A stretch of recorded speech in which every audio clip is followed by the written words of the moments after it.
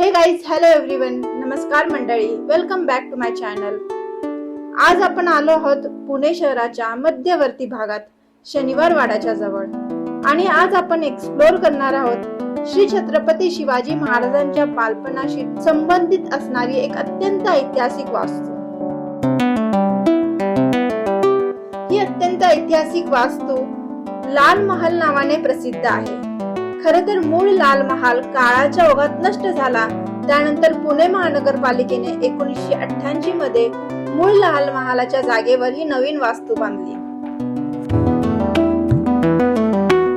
1630 मध्ये शहाजीराजे भोसले यांनी जिजाऊ आणि बालशिवबासाठी हा लाल रंगाचा महाल बांधला। छत्रपती शिवाजी महाराजांचे बालपण येथे गेले आणि याच ठिकाणी महाराजांनी शाहिस्ते खानाची बोटे छाटली होती।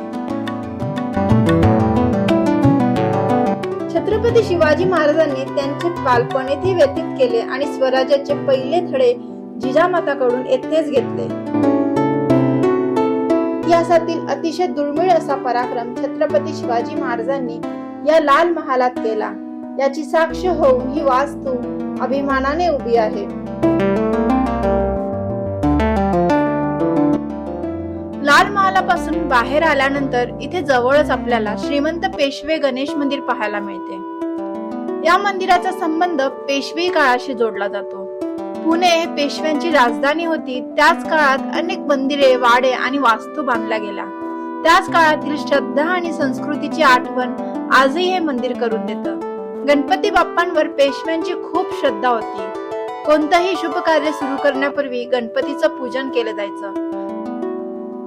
श्रीमंत पेशवे गणपती पासून थोडे पुढे आल्यानंतर इथल्या या अरुंद गल्ली आणि जुन्या वास्तू पाहताना पुण्याचा खरा इतिहास जाणवायला लागतो। इथेच आपल्याला पाहायला मिळतो तो म्हणजे पुण्याचं ग्रामदैवत असलेलं आणि मानाचा पहिला गणपती हा सन्मान पटकावणारा श्री कसबा गणपती। खरं तर या कसबा गणपती मंदिराचा इतिहास खूप जुना आहे। असं सांगितलं जातं की राजमाता जिजाऊ माता पुण्यात आल्यावर या ठिकाणी गणपतीची मूर्ती सापडली। त्यानंतर त्यांच्या प्रेरणेने या मंदिराची स्थापना झाली। तो काळ होता छत्रपती शिवाजी महाराजांच्या बालपणाचा। त्यामुळे या मंदिराचा इतिहास स्वराज्याशी देखील जोडला जातो। पुण्याच्या सांस्कृतिक आणि धार्मिक परंपरेत या मंदिराचं विशेष स्थान आहे।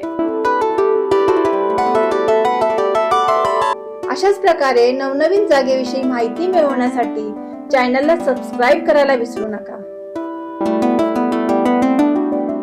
Thank you.